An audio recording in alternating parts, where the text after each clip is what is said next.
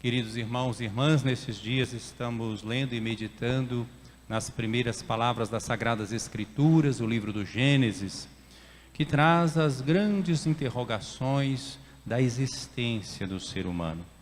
Não é uma narrativa histórica ou científica, mas uma narrativa da verdade da história. Ela nos mostra o sentido, a direção, a vocação. Tudo tem origem em Deus, Criador de todas as coisas, Criador do ser humano. Nós não temos uma concepção dualista de dois poderes, de duas origens, dois princípios, não. Só há Deus, onipotente, Criador, que cria por amor, mas que respeita a criatura, que lhe dá a liberdade. E quando há o abuso da liberdade, então nós enveredamos por caminhos que nos levam ao sofrimento e à frustração. O texto hoje proclamado, capítulo 3 do livro do Gênesis, fala sobre a origem do mal, que é uma grande interrogação que interpela a teologia e a filosofia. De onde vem o mal? Por que o sofrimento? Por que a morte?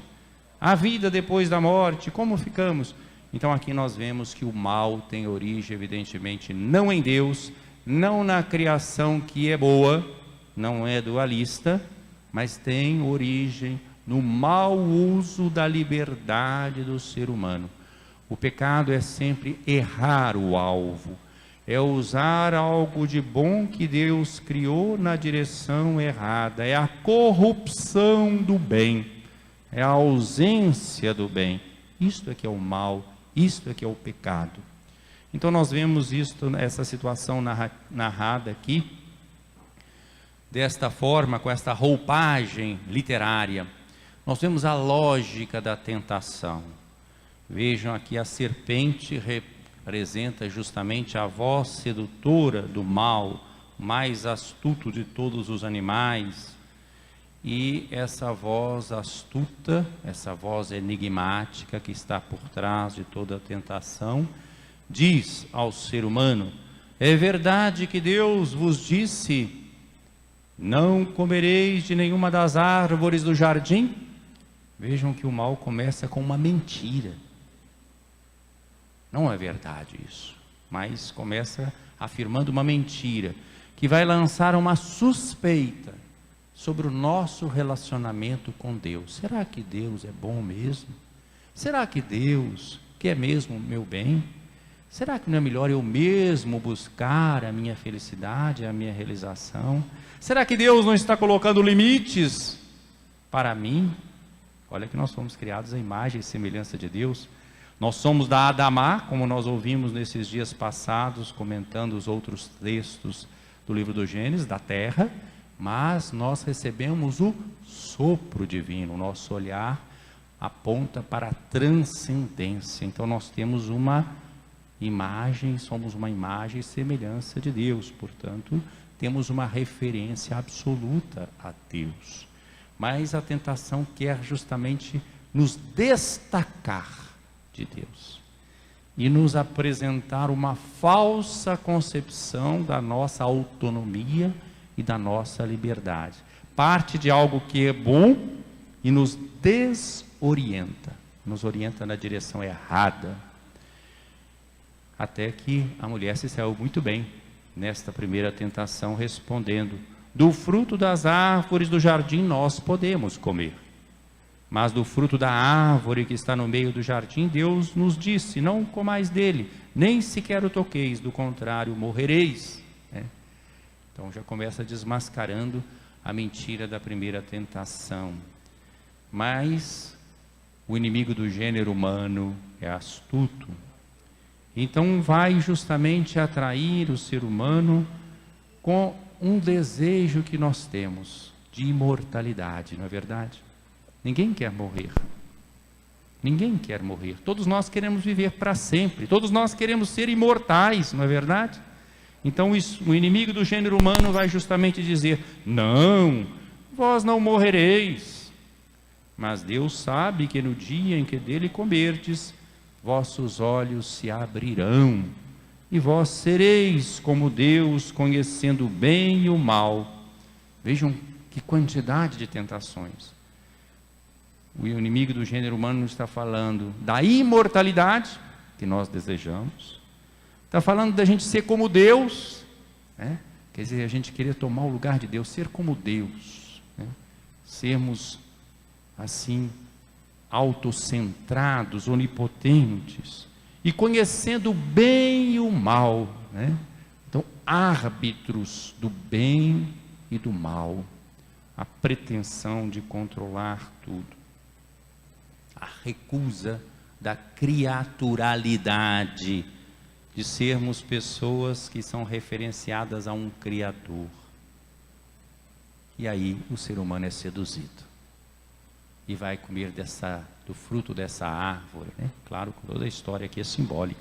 Estão vendo que é algo que é o drama existencial que o livro do Gênesis coloca nessas primeiras páginas, com uma riqueza, com uma beleza poética, com uma profundidade de reflexão, mostrando que o mal tem origem realmente no mau uso, no abuso da liberdade humana.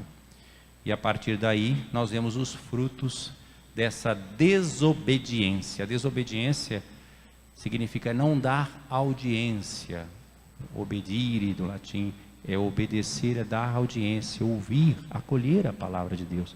A quem desobedece é quem não dá audiência.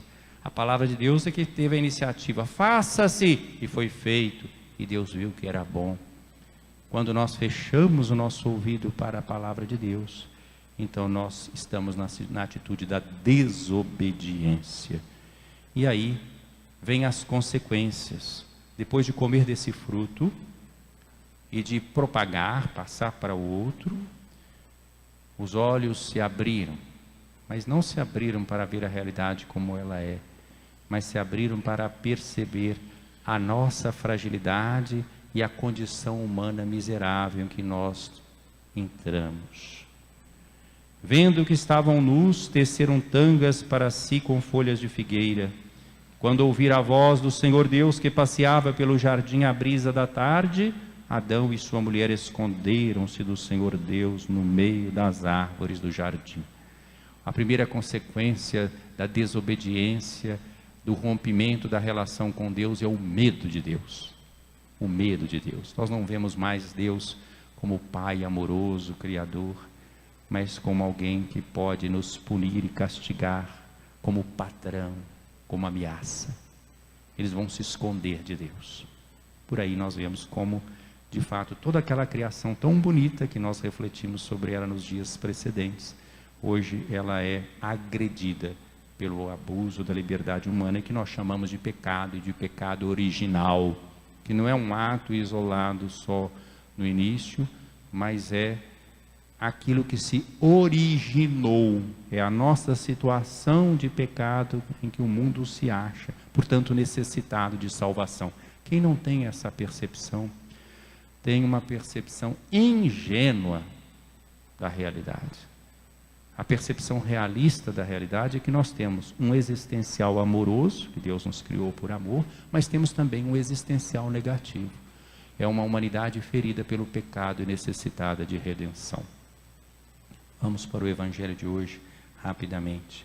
Jesus, que estava passando pela região da Galileia, depois de passar pelas terras pagãs, de Tiro, de Sidônia, atravessa Decápole, região difícil, onde a palavra de Deus não era ouvida.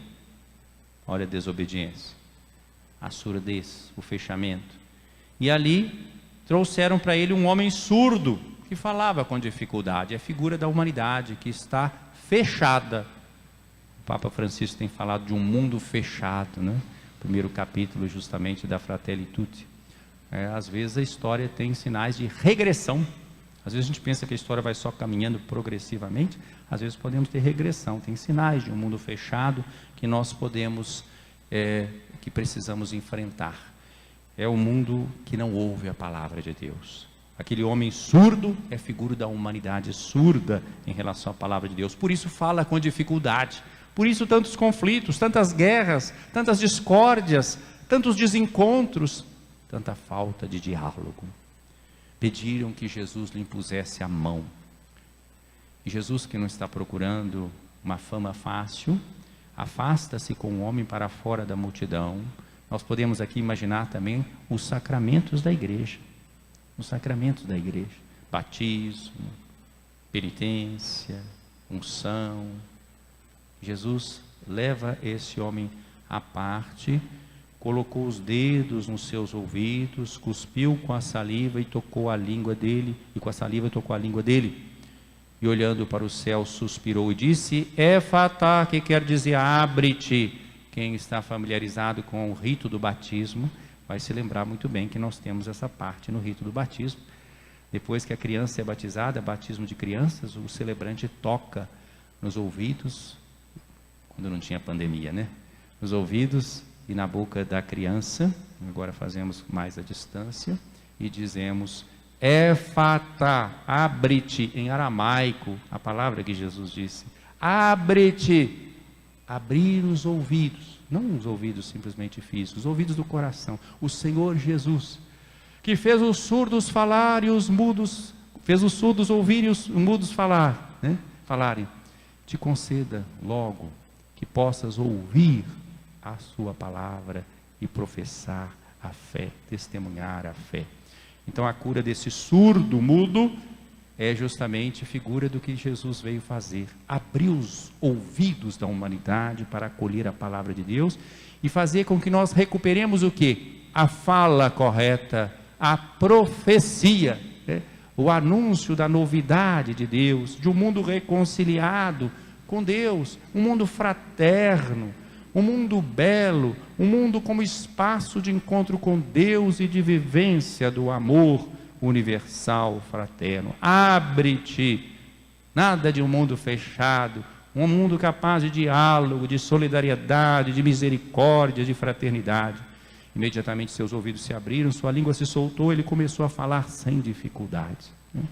Quantas dificuldades precisamos superar justamente nesse momento de grande polarização ideológica que nós estamos vivendo, em que as pessoas se agridem até pelas redes sociais. Não é verdadeiro diálogo. Um posta isso, outro posta aquilo. Isso não é diálogo. Isso é briga mais disfarçada. Põe aqui, tomou, vai, isso aqui, tá. É briga. Se tivesse arma, poderia dar morte, né? Nós temos um mundo de discórdia, às vezes dentro de uma família, às vezes dentro de pessoas que eram amigas. Falta o verdadeiro diálogo. O diálogo é feito de escuta do outro. É preciso abrir os ouvidos do nosso coração para acolher o outro na sua alteridade, na sua diversidade, na sua diferença. Acolher o outro com maiúscula, que é Deus, que é completamente diferente de nós. Tanto assim como o céu dista da terra, são os pensamentos de Deus em relação aos nossos. Nós devemos ser todos aprendizes, nós somos fundamentalmente ouvintes da palavra de Deus, por isso precisamos ter os nossos ouvidos curados, ouvidos do coração, para que essa palavra de Deus possa nos modelar, e nós possamos então falar sem dificuldade a língua do amor, a língua da fraternidade. Jesus faz essa cura, não para fazer um espetáculo, não para arrebatar as multidões. É longe dessa perspectiva, às vezes, de uma cura que quer atrair a atenção para si mesmo. Não, ele até ordenou que não dissesse nada a ninguém, mas a sua fama se espalhava. E muitos ficaram impressionados e diziam: ele tem feito bem todas as coisas, aos surdos faz ouvir, aos mudos falar. Quem é que fez bem todas as coisas? Nas primeiras páginas do livro do Gênesis, Deus. Faça-se, e Deus viu que era bom. Quem faz bem todas as coisas é Deus. Ora, Jesus está se revelando aqui como Deus, aquele que veio restaurar a humanidade ferida pelo pecado. Essa é a grande mensagem da liturgia de hoje, dessa sexta-feira, dia em que nós nos voltamos especialmente para o crucificado. Cada sexta-feira é sempre dia de penitência, dia de reconhecimento de que Deus de tal forma nos amou, que nos deu o seu próprio Filho, para que todo aquele que nele crer não pereça, mas tenha a vida eterna. Nós vamos passar para a segunda parte da nossa celebração, em que vamos justamente enfatizar esta entrega de Jesus. Eucaristia sempre memorial da paixão, da morte e da ressurreição do Senhor. E vamos comungar do seu corpo e do seu sangue. Não para vivermos uma vida individualista, egoísta e mesmo intimista, religiosa, Deus e eu, mas Deus, eu e todos, Deus e nós. Vamos ter os nossos ouvidos abertos.